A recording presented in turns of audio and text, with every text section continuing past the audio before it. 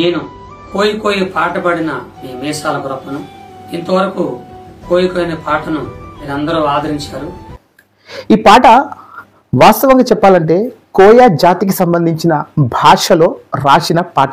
తాను ఒక మీటింగ్ లో పాడంగానే భయంకరంగా వైరల్ చేశారు.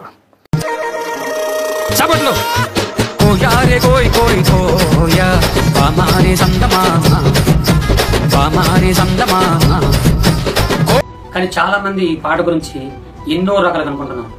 కానీ ఈ పాట ఉద్దేశం, ప్రణాళిక, ఆయన వీడియోస్ ఎక్కడో ఏదో మీటింగ్ లో పాడిన సమయంలో ఆ వీడియోని వైరల్ చేస్తూ ఒక చిన్న క్లిప్ నే చాలా మటుకు వైరల్ చేసి ఆ పాటను ఒక కామెడీ విధంగా తీసుకుపోతున్నారు.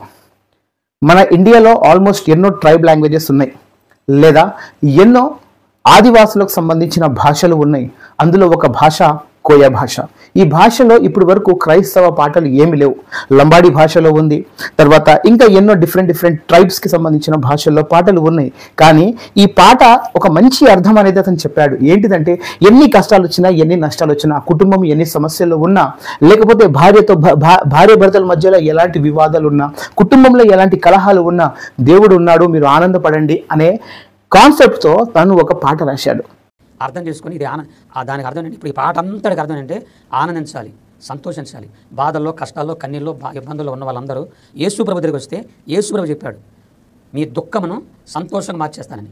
కాబట్టి సంతోషించుడు ఆయన. కాబట్టి ఆ సంతోషంగా ప్రతి ఒక్క చిన్న పిల్లల మొదలుకొని చనిపోయే ముసలు కూడా ఈ పాట విని సంతోషించాలి, డ్యాన్స్ చేయాలి, అలాగ రాయాలి, అలాగ పాడాలని చెప్పేసి నా మనసులో అనిపించి నేను రాసుకుని పాడుతూ ఉన్నాను. ఆ పాటను ఇంత దారుణంగా ట్రోల్ చేస్తూ, పైగా కొంతమంది అయితే ఇంకా దారుణంగా పాటకి ఏం రాస్తున్నారంటే టైటిల్ న్యూ క్రిస్టియన్ సాంగ్స్ అని పెడుతున్నారండి.